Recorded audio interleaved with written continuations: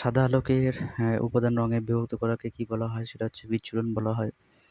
বিচ্ছুরণের সঠিক উত্তর হলো বিচ্ছুরণ এবং কি পয়েন্টস সাদা আলো একটি রশ্মি যখন প্রিজমের একটি প্রতিসরাঙ্ক জলের উপরে পড়ে তখন ৭টি রঙে বিভক্ত হয় এবং বেগুনি, ইন্ডিগো, নীল, সবুজ, হলুদ, কমলা এবং লাল। এটি VIBGO-র রং। সাদা আলোকে এমন একটি রঙে বিভক্ত করার ঘটনাকে আমরা আলোর বিচ্ছুরণ বলা হয়। আলোর রঙের উপাদানগুলি প্যাটার্নকে আলোর বর্ণালী বলা হয়।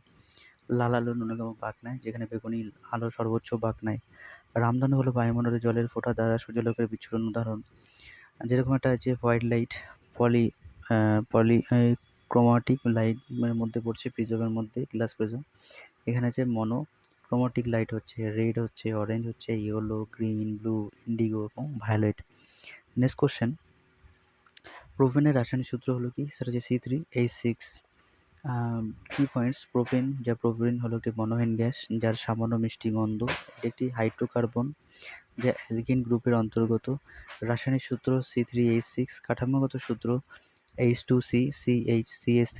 আণবিক জ্যামিতি কার্বন কার্বন দ্বৈত বন্ধনের চারপাশে ত্রিকোণীয় প্ল্যানার, কার্বন পরমাণুর চারপাশে টেট্রাহেড্রাল যে অণুটি 3টি পরমাণুর সাথে সংযুক্ত।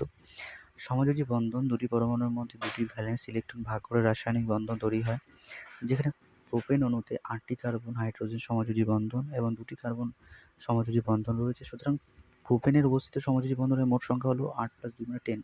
একটি সমযোজী বন্ধন একটি ইলেকট্রন ডট কাঠামো অঙ্কন করে স্পষ্টভাবে উপস্থিত হয়।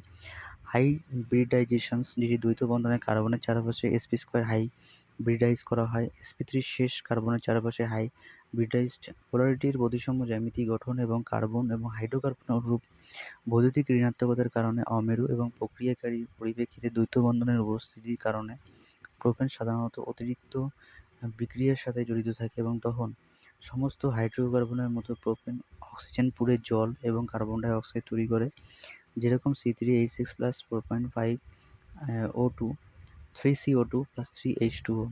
হ্যালোজেন সংযোজন, যেখানে ব্রোমিন Br2 এর মতন হ্যালোজেনের সাথে বিক্রিয়া করলে ব্রোমিন অণুটি দ্বৈত বন্ধন জুড়ে যোগ করে C3H6Br2 + C3H6Br2। হাইড্রোজেনেশন, প্রোপেন একটি ধাতব অনুঘটকের উপস্থিতিতে প্রোপেন তৈরি করতে হাইড্রোজেনেশনের মধ্য দিয়ে যেতে পারে। C3H6 + H2 C3H8। পলিমারাইজেশন, বহুমুখী প্লাস্টিক প্রোপিলিন উৎপাদনে মনোমার হিসাবে শিল্পের প্রোপেন বিশেষভাবে গুরুত্বপূর্ণ। অ্যাডিশনাল ইনফরমেশন, অ্যালকেন হলো হাইড্রোকার্বন যাতে কার্বন কার্বন দ্বৈত বন্ধন থাকে এবং এখানে কিছু সাধারণ অ্যালকেন রয়েছে। ইথেন, ইথিলিন এটি সবচেয়ে সহজ অ্যালকেন। রাসায়নিকভাবে শিল্প ব্যাপকভাবে ব্যবহৃত হয় এবং রাসায়নিক সূত্র হলো C2H4 এবং কাঠামোগত সূত্র হলো H2CCH2। বিউটেন, বিউটেনের 3টি আইসোমার রয়েছে, 1 বিউটেন, 2 বিউটেন, সিস এবং ট্রান্স।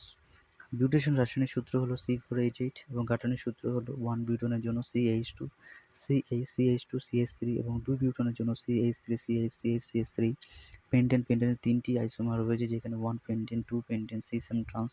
পেন্টেনের রাসায়নিক সূত্র হলো C5H10 এবং কাঠামোগত সূত্র হলো 1 পেন্টেনের জন্য CH2 CH2 3CH3 এবং 2 পেন্টেনের বরের জন্য CH3 থেকে CH2 2CH3।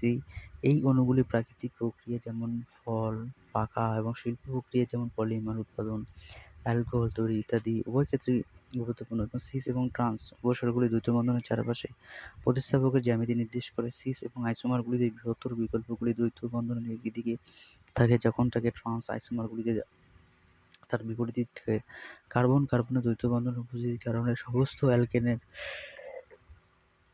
একটি রাসায়নিক বৈশিষ্ট্য রয়েছে, যা সকলে অতিরিক্ত প্রতিক্রিয়াগুলোর মধ্যে দিয়ে যেতে পারে, যেখানে একটি অণু দ্বৈত বন্ধন জুড়ে যোগ করতে পারে এবং পলিমারাইজেশন প্রতিক্রিয়া, যেখানে পৃথক অ্যালকেন অণু একত্রিত হয়ে দীর্ঘ চেন যেমন পলিথিন এবং পলিপ্রোপিলিন প্লাস্টিক তৈরি করে।